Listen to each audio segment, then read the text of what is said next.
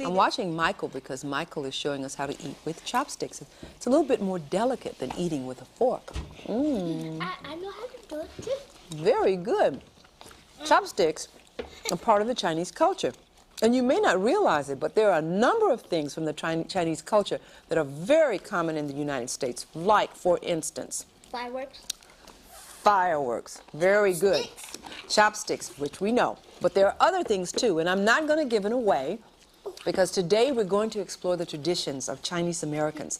These are Americans whose families came from China, whether it's a mother, father, or a great-great-grandparent. But to learn about Chinese Americans, where do we need to go? Go to China. We need to go to China, and I'm ready. Are you? Yeah! Let's go. Here we come. Let's go! China!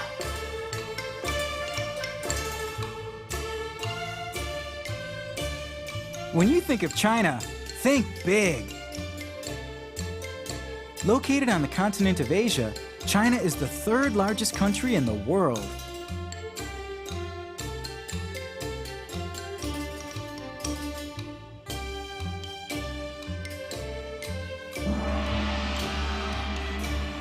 The land in China looks different depending on where you are. On the western side, it's very mountainous. And to the north, there's the enormous Gobi Desert. Two rivers, the Yangtze and the Yellow River, wind through China for thousands of miles. But the most amazing thing about China is not the land, but the number of people that live there. Try 1.2 billion. That means that 1 in every 5 people in the world live in China. Many people live in the countryside. Fishing or farming is the usual way of life. Either the old-fashioned way or with modern equipment.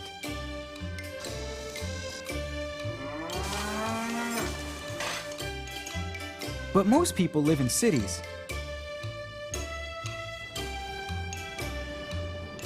In Beijing, the capital of China, bicycles are the easiest way to get around.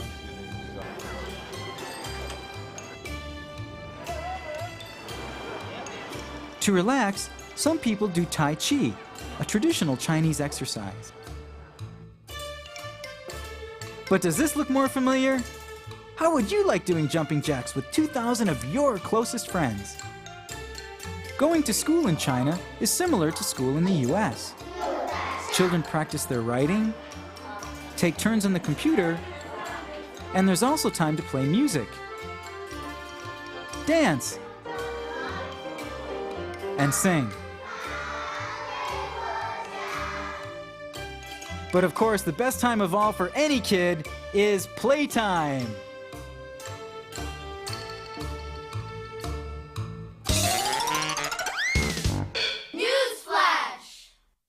What do all of these things have in common? Paper, silk, kites, noodles, and fireworks. The answer? They were all invented in China. And the fortune cookie too? Nope. In the early 1900s, a Chinese American living in California came up with the idea for these fortune-telling treats. And the rest is history. Whoa! Say it in Chinese.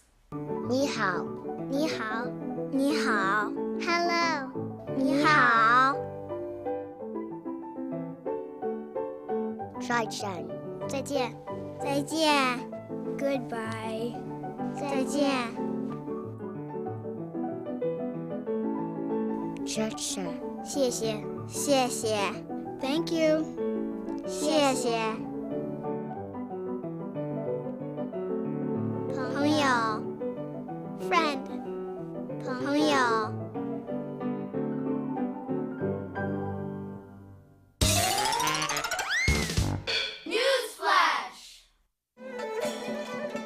Chinese Americans celebrate New Year's Eve, but they also celebrate the Chinese New Year. It's a festive holiday filled with parades, great feasts, and special prayers. In the United States and in China, people set off firecrackers to keep away evil spirits. And paper dragons dance through the streets. The dragon is a Chinese symbol of strength and good luck.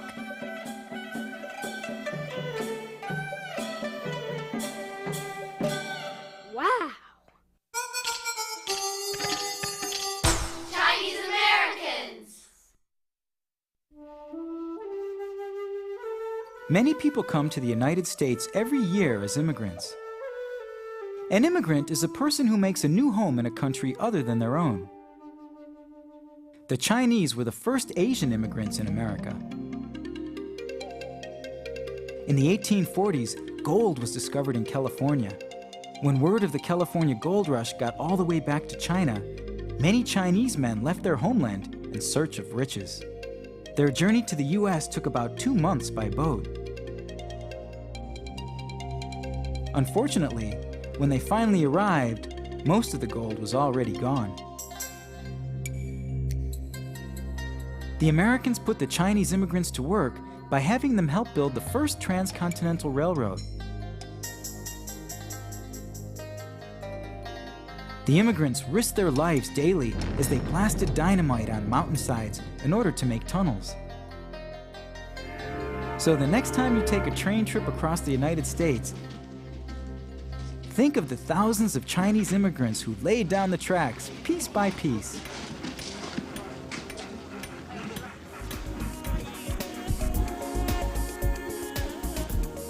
Chinese Americans have now been part of this country for 150 years. Today, Chinese Americans live in neighborhoods all over the United States. However, there are some neighborhoods that look a lot like China. We call them Chinatown. Field trip!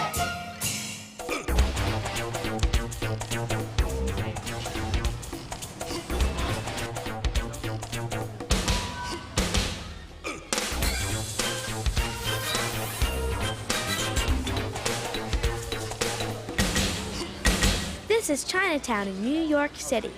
Come on, let's check it out. Mott Street is filled with markets. You can buy all kinds of food here. The familiar and the unfamiliar.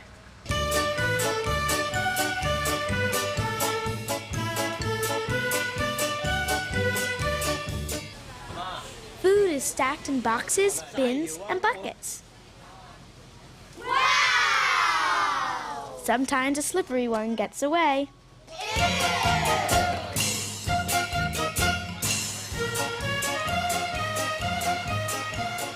You won't believe what you can buy here.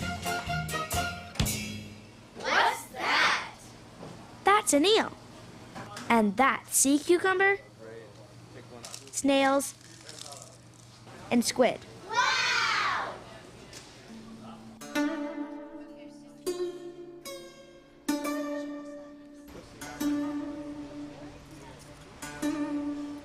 This is our local herb shop. It's sort of like a drugstore. But they sell traditional Chinese medicines. All the medicines are natural, like ginseng and even dried seahorses.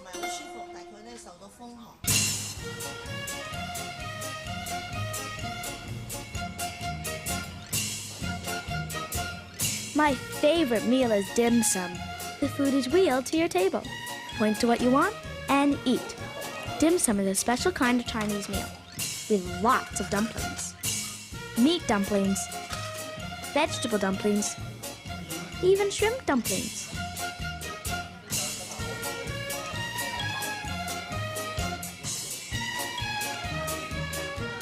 Tea is served with every Chinese meal. It comes in tons of different flavors. You can buy any kind of tea you want in Chinatown. Right, Kitty? Well, that's it for Chinatown. Come back and visit soon. Wow. Newsflash! There are Chinatowns, large and small, all over the United States. from Honolulu to Philadelphia, and in Canada too. A long time ago, Chinatowns were built by Chinese immigrants so they could feel more at home. But these days, everyone can feel right at home in Chinatown. Cool. What's your name? Lamb, Stanley, Samantha, Grace, Xiao Xiao, Chan, Yi-Dan, William, Michael, Wing, Yi-Hung. Newsflash! China is the only country where giant pandas live in the wild. But in 1972, China gave the National Zoo in Washington, D.C. a giant panda named Xing Xing. That's great for us because there aren't many giant pandas left in the world. Pandas love to eat bamboo. Xing Xing is lucky because he can eat as much bamboo as he wants.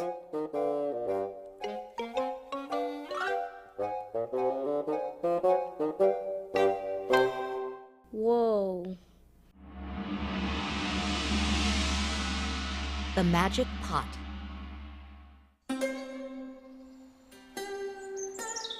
There once was a poor farmer and his wife who worked very hard, but sadly it seemed there was never enough good fortune to go around. One day, as the farmer was digging in his tiny field, went his shovel. What good luck! A big bronze pot. He tossed his shovel inside and hurried home to his wife. "This pot will fetch a nice price at the market," she said, "and we can always use an extra shovel."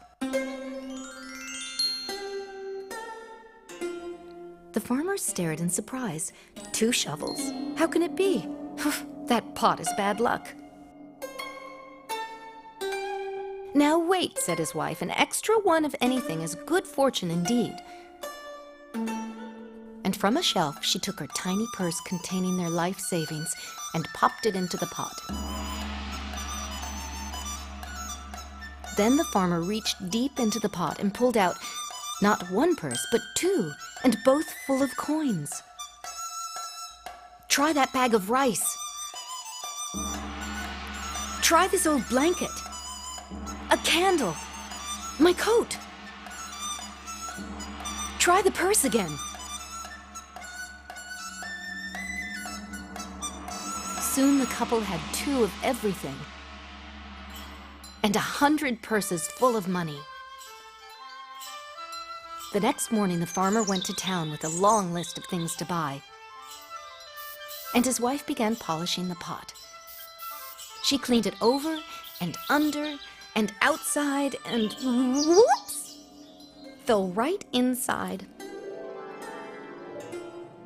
When the farmer returned, he found not 1 wife, but 2 standing in the pot, arguing loudly. The first wife screamed, "This will not do! This is my house!" The second wife screamed, "This will not do! This is my husband!" The poor farmer agreed. But before he could do anything at all, the 2 wives grabbed the farmer by his shirt and pulled him inside too. Now there were 2 wives and 2 farmers, and the solution was clear. Each farmer took a wife, and each wife took 1 of everything else. They built themselves matching houses right next door, where they lived peacefully for many years. For all agreed, an extra 1 of anything is good fortune indeed.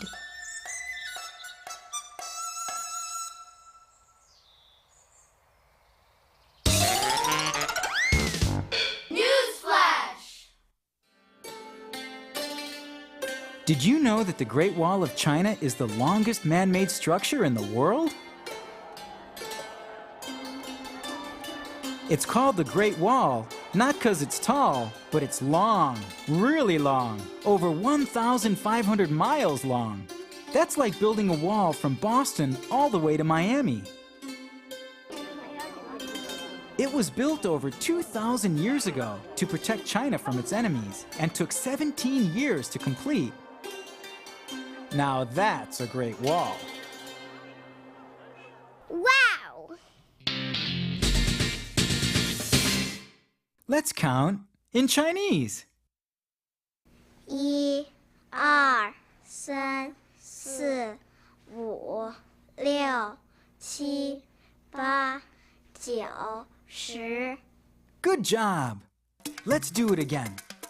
1、2、3、4、5、6、7、8、9、10。Make an ink painting. Chinese ink paintings are famous for their beautiful landscapes. You can make an ink painting too. To make an ink painting, you'll need 2 dowels, rice paper, glue, black ink, paintbrushes, paint dishes, water, red yarn and ribbon, and markers.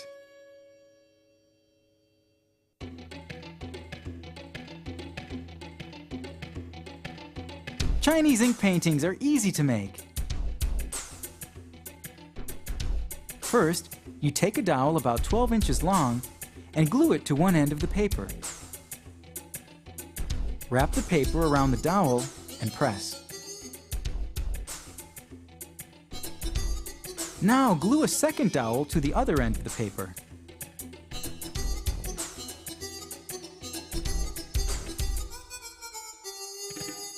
Pour black ink into a dish and add water. Adding more water creates lighter shades of black. Now paint your landscape. You can add birds, clouds, mountains, anything.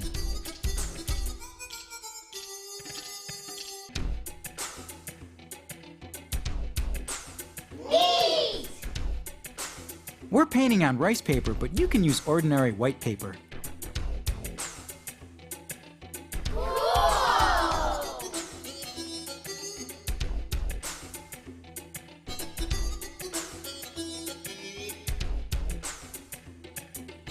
Next, write a poem about your painting and read it aloud. In the mountains, towards the sea, lies a shrine deep within. Dragons fly, fly up in the sky. The birds flying, clouds weeping, the mountains standing tall, people fishing in the sea. They'll be so happy today. Those are mountains up above. Those are mountains that I love. Those mountains. One last thing. Take some red yarn and cut it into short strips and tie them onto each end of the top dowel. These are the tassels. Add red ribbon and you're ready to hang your painting. Ink painting. Newsflash. ABCs don't exist in Chinese. Instead of letters, the Chinese use characters, and each character has its own meaning. Like this one means horse. And that one means stream. And this one means cloud. That's really cool, but then again, there are only 26 letters in the English alphabet, compared to 50,000 characters in the Chinese language. That's a lot to remember. Really? Say it in Chinese. 你好 Hello 再见 Goodbye 谢谢 Thank you 朋友 Friend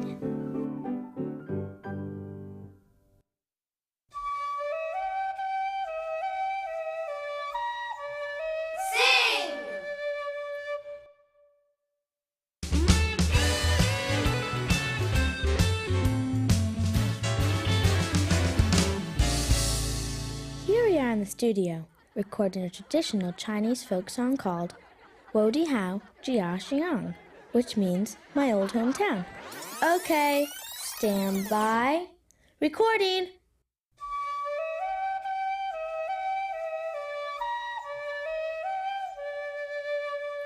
我们有个好家乡，太阳照我方，大地亮堂堂，花儿红，鸟儿唱，一片好风光。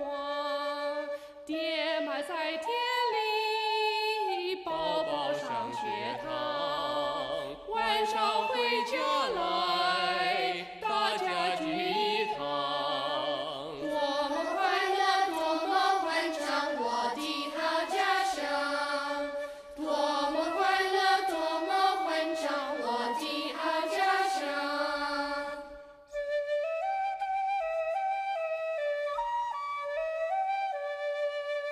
我们有个好家乡，月儿照我窗，窗前一片光，蟋蟀叫，知了唱，宝宝入梦乡。今晚睡得甜，明日早起床，人人夸宝宝，赞声传四方。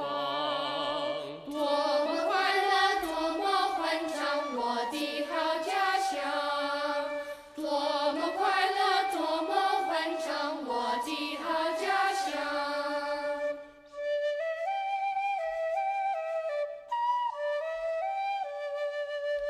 我们有个好家乡，星星在天上，闪闪多明亮。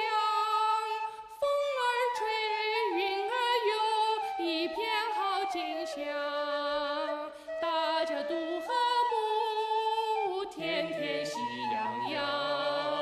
我爱我家乡，人间有天堂。多么快乐，多么欢畅，我的好家乡。多么快乐，多么欢畅，我的好家乡。 Great job, guys! That's a wrap. Those children made singing in Chinese look so easy. What are some of the songs that you've grown up with? And what about the foods you eat, or the holidays you celebrate, or the language you speak at home? All of these things are part of your culture, and everybody belongs to at least one. Why don't you ask your mom or dad or a grandparent where your family comes from? When did they come to the United States, and why? 再见! 再见。